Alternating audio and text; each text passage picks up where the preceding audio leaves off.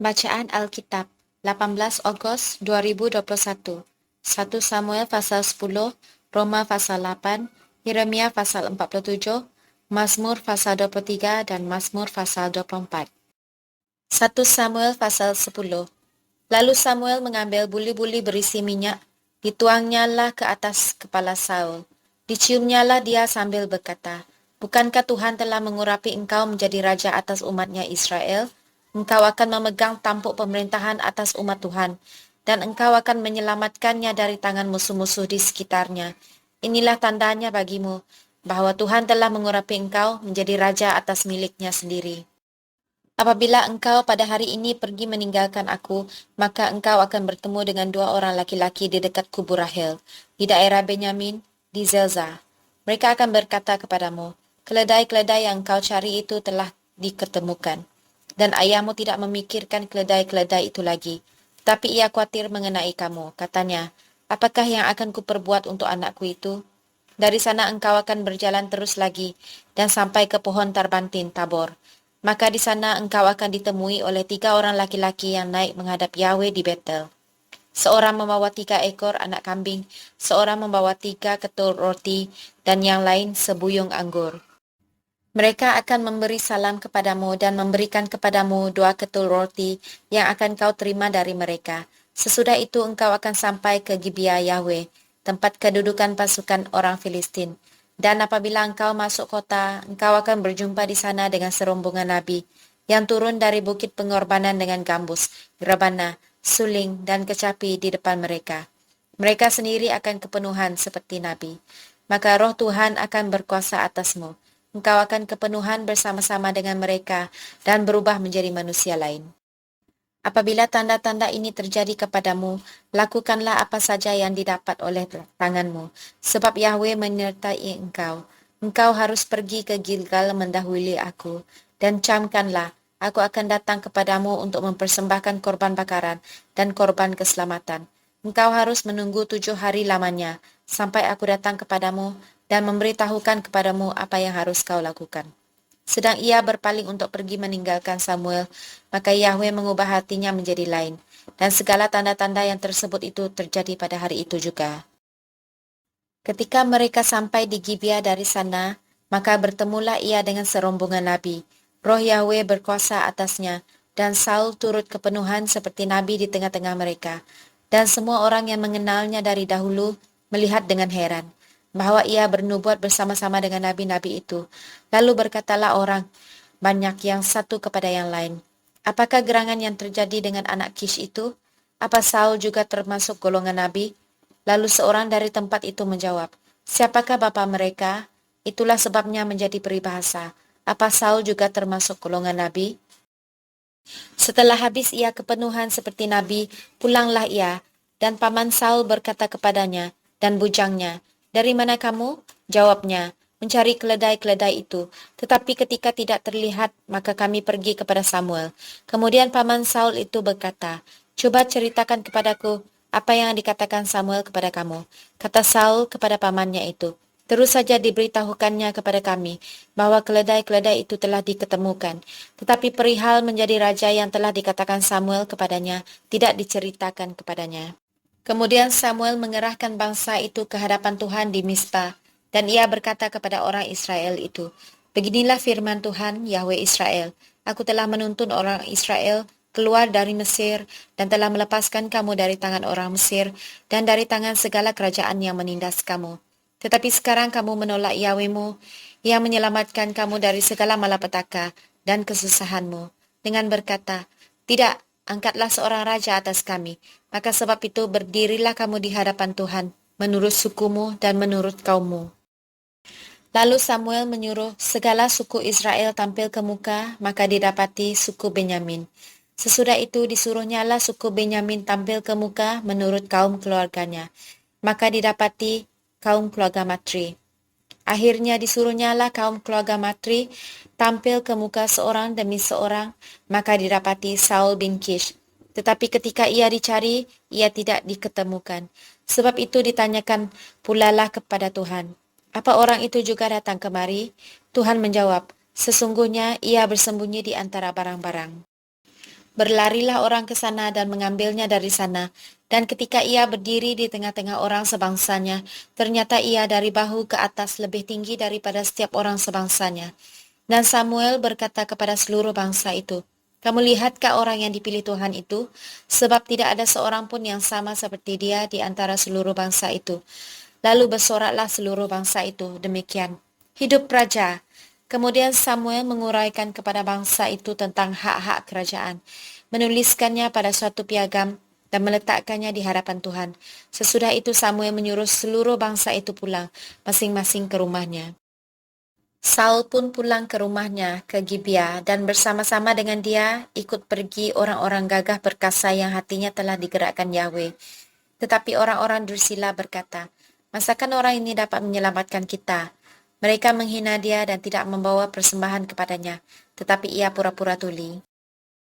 Roma pasal 8. Demikianlah sekarang tidak ada penghukuman bagi mereka yang ada di dalam Kristus Yesus. Roh yang memberi hidup telah memerdekakan kamu dalam Kristus dari hukum dosa dan hukum maut.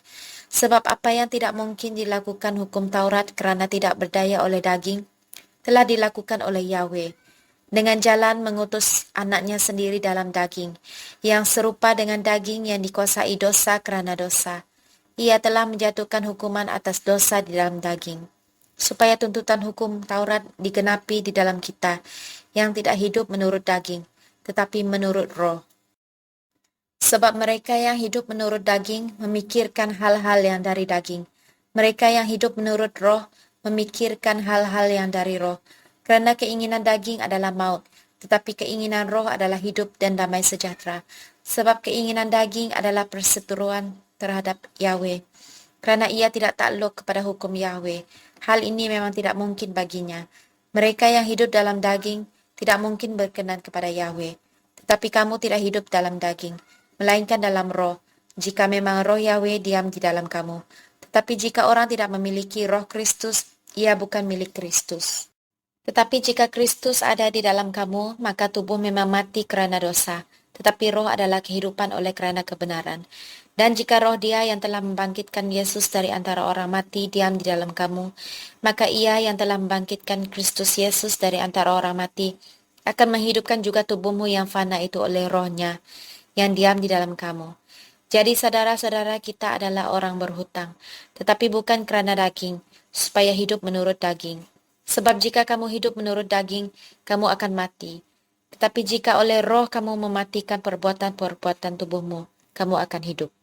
Semua orang yang dipimpin roh Yahweh adalah anak Yahweh. Sebab kamu tidak menerima roh perbudakan yang membuat kamu menjadi takut lagi.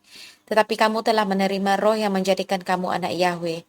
Oleh roh itu kita berseru, "Ya Aba, ya Bapa."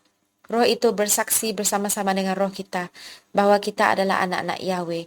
Dan jika kita adalah anak, maka kita juga adalah ahli waris. Maksudnya, orang-orang yang berhak menerima janji-janji Yahweh yang akan menerimanya bersama-sama dengan Kristus, yaitu jika kita menderita bersama-sama dengan Dia, supaya kita juga dipermuliakan bersama-sama dengan Dia. Sebab aku yakin bahwa penderitaan zaman sekarang ini tidak dapat dibandingkan dengan kemuliaan yang akan dinyatakan kepada kita.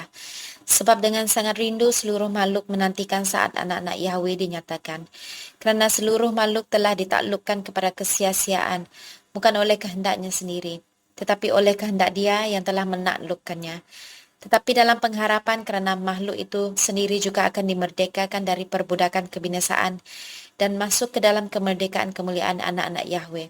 Sebab kita tahu bahawa sampai sekarang segala makhluk bersama-sama mengeluh dan sama-sama merasa sakit bersalin. Dan bukan hanya mereka saja, tetapi kita yang telah menerima karunia sulung roh, kita juga mengeluh dalam hati kita sambil menantikan pengangkatan sebagai anak, yaitu pembebasan tubuh kita. Sebab kita diselamatkan dalam pengharapan, tetapi pengharapan yang dilihat bukan pengharapan lagi. Sebab bagaimana orang masih mengharapkan apa yang dilihatnya? Tetapi jika kita mengharapkan apa yang tidak kita lihat, kita menantikannya dengan tekun. Demikian juga roh membantu kita dalam kelemahan kita, sebab kita tidak tahu bagaimana sebenarnya harus berdoa.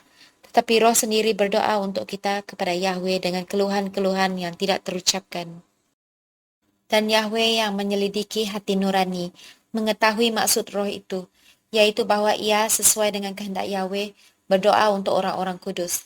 Kita tahu sekarang bahwa Yahweh turut bekerja dalam segala sesuatu untuk mendatangkan kebaikan bagi mereka yang mengasihi Dia, yaitu bagi mereka yang terpanggil sesuai dengan rencana Yahweh. Sebab semua orang yang dipilihnya dari semula, mereka juga ditentukannya dari semula untuk menjadi serupa dengan gambaran anaknya, supaya ia, anaknya itu, menjadi yang sulung di antara banyak saudara. Dan mereka yang ditentukannya dari semula, mereka itu juga dipanggilnya. Dan mereka yang dipanggilnya, mereka itu juga dibenarkannya. Dan mereka yang dibenarkannya, mereka itu juga dimuliakannya. Sebab itu, apakah yang akan kita katakan tentang semuanya itu? Jika Yahweh di pihak kita, siapakah yang akan melawan kita? Ia yang tidak menyayangkan anaknya sendiri, tapi yang menyerahkannya bagi kita semua. Bagaimanakah mungkin ia tidak mengaruniakan segala sesuatu kepada kita bersama-sama dengan dia? Siapakah yang akan menggugat orang-orang pilihan Yahweh? Yahweh yang membenarkan mereka. Siapakah yang akan menghukum mereka? Kristus Yesus yang telah mati, bahkan lebih lagi, yang telah bangkit, yang juga duduk di sebelah kanan Yahweh, yang malah menjadi pembela bagi kita. Siapakah yang akan memisahkan kita dari kasih Kristus? Penindasan atau kesesakan, atau penganiayaan, atau kelaparan, atau ketelanjangan, atau bahaya, atau pedang? Seperti ada tertulis, oleh kerana engkau, kami ada dalam bahaya maut sepanjang hari. Kami telah dianggap sebagai domba-domba sembelihan.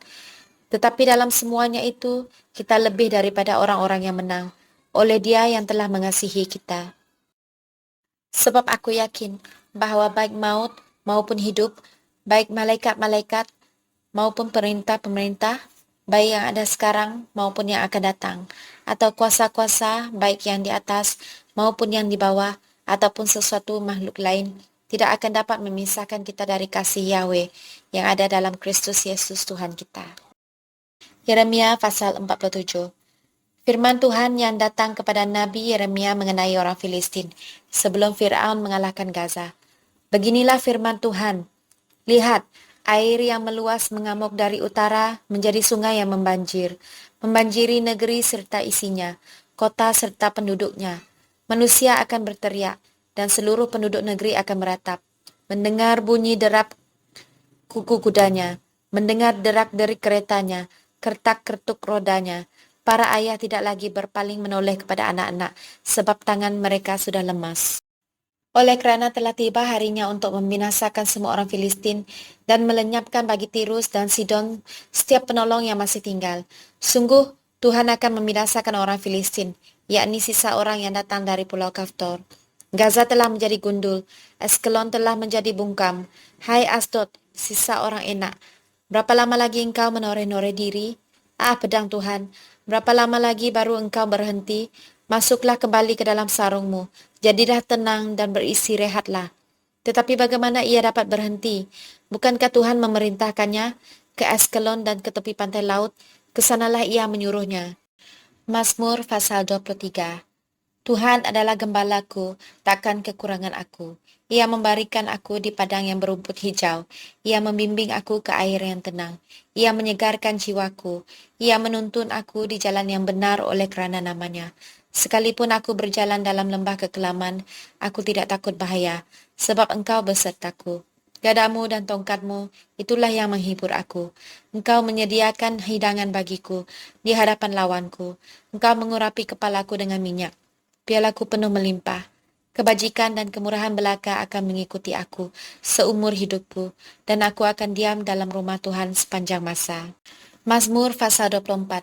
Tuhanlah yang empunya bumi serta segala isinya, dan dunia serta yang diam di dalamnya, sebab dialah yang mendasarkannya di atas lautan, dan menegakkannya di atas sungai-sungai. Siapakah yang boleh naik ke atas gunung Tuhan? Siapakah yang boleh berdiri di tempatnya yang kudus? Orang yang bersih tangannya dan murni hatinya, yang tidak menyerahkan dirinya kepada penipuan, dan yang tidak bersumpah palsu. Dialah yang akan menerima berkat dari Tuhan dan keadilan dari Yahweh yang menyelamatkan dia. Itulah angkatan orang-orang yang menanyakan dia, yang mencari wajahmu, ya Yahweh Yakub. Angkatlah kepalamu, hai pintu-pintu gerbang, dan terangkatlah kamu, hai pintu-pintu yang berapat-apat, supaya masuk Raja Kemuliaan. Siapakah itu Raja Kemuliaan? Tuhan, jaya dan perkasa. Tuhan perkasa dalam peperangan. Angkatlah kepalamu, hai pintu-pintu gerbang, dan terangkatlah kamu, hai pintu-pintu yang berabad-abad, supaya masuk Raja Kemuliaan. Siapakah dia itu Raja Kemuliaan? Tuhan semesta alam, dialah Raja Kemuliaan.